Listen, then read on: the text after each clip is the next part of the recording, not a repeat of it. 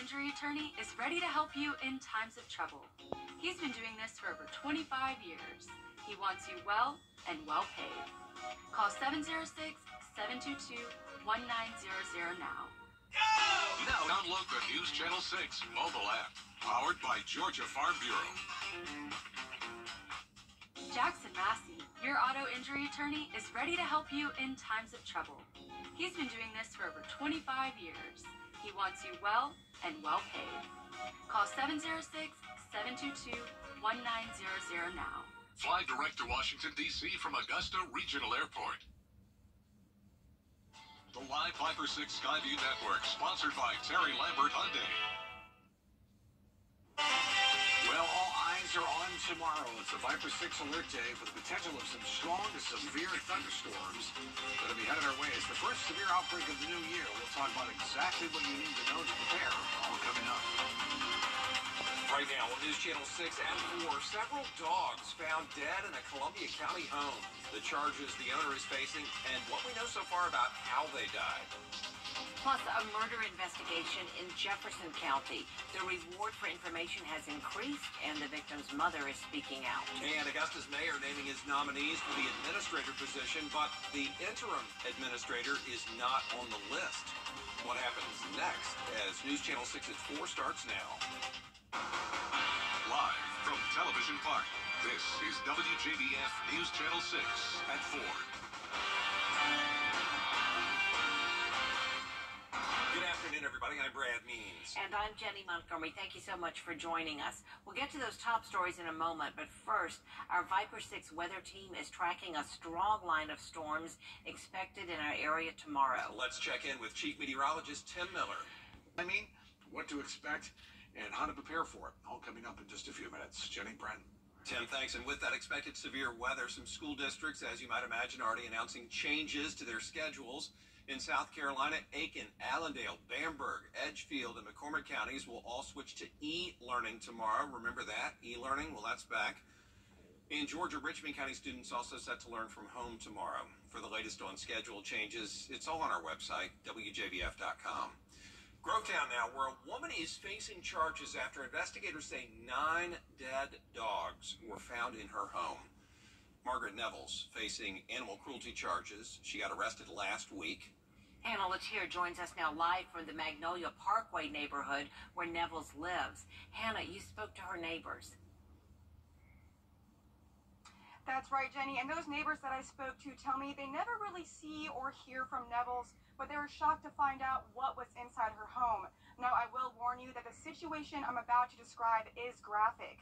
A Columbia County deputy stated in an incident report went to check out on Neville's house after a neighbor called, saying she hasn't seen her there in months. No one was home except a starving pit bull. There was also feces on the floor, destroyed furniture, and worst of all, 6 dead dogs in the refrigerator and freezer, and 3 dead dogs inside a bedroom.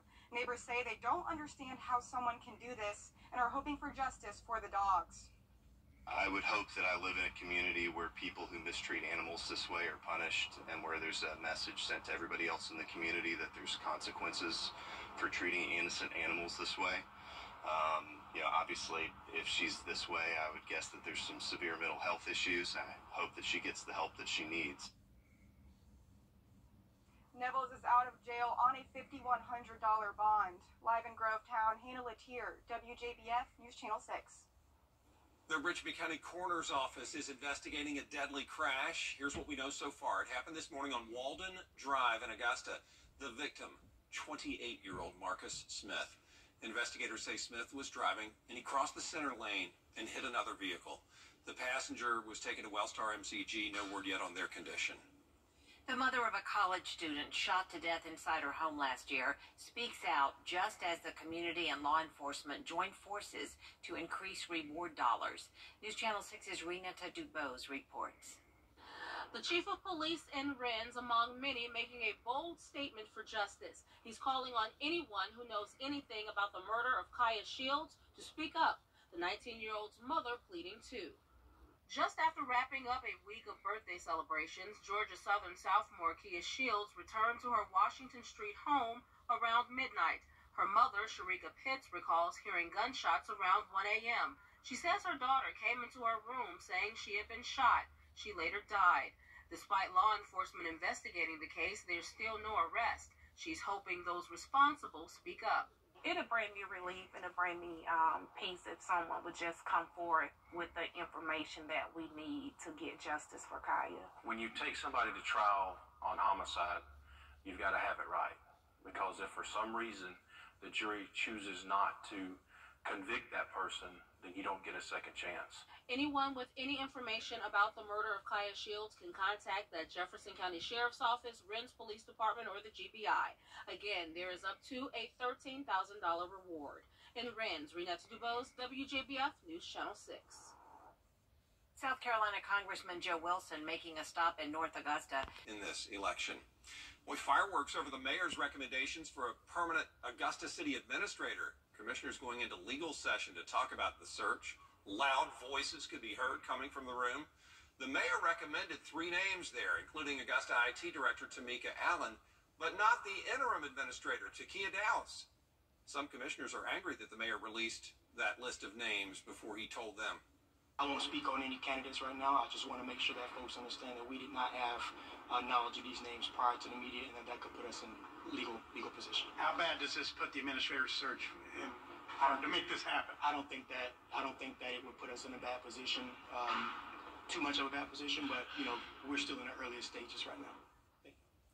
Mayor Johnson defended releasing the names of the candidates, calling them the most qualified. After that legal session, no action was taken on naming a permanent administrator. The clock's still ticking on a new vote on which Sunday Augusta bars can be open. Commissioners have already selected Super Bowl Sunday. They can only pick one a year. Some are looking to switch to Cinco de Mayo. A survey of bar owners received only 15 responses, with the top vote going to St. Patrick's Day. That's on a Sunday this year.